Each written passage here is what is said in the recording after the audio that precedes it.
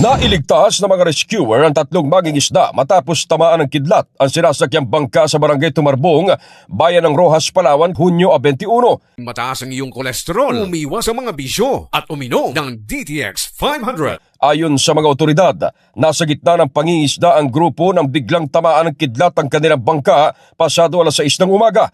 Dahil sa lakas ng impact, nahulog sa dagat ang dalawa sa mga sakay nito habang nagtamo naman ng pinsala ang isa pa.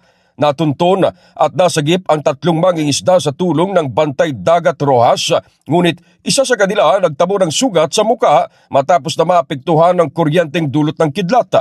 Kinilala itong si Rafi na residente ng Barangay Santa Lourdes, lungsod ng Puerto Princesa. Matapos ang insidente, agad naman na isinailalim sa medikal na pagsusuri at gamutan ng mga sugatang mangingisda habang ligtas namang nakauwi ang kanyang dalawang kasama. Ito si K5 Ray Almudal para sa impilang kampiyon sa balita, serbisyo publiko at kasiyahan sa Palawan, K5 News FM.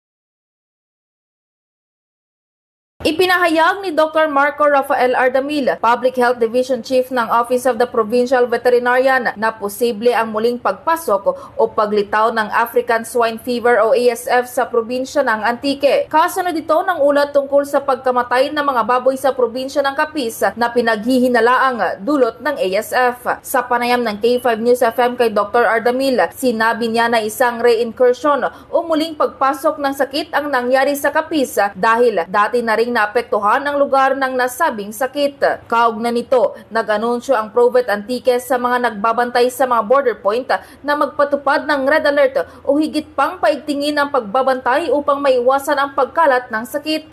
Ayon pa kay Dr. Ardamil, pinapayagan pa rin ang paglabas ng mga baboy, ngunit mahigpit pa rin ipinagbabawal ang pagpapasok ng mga ito sa probinsya. Balita mula sa probinsya ng Antique, K5 Family Palanog. Para sa kampiyon na balita, serbisyo publiko at kasiyahan sa Pilipinas, K5 News FM.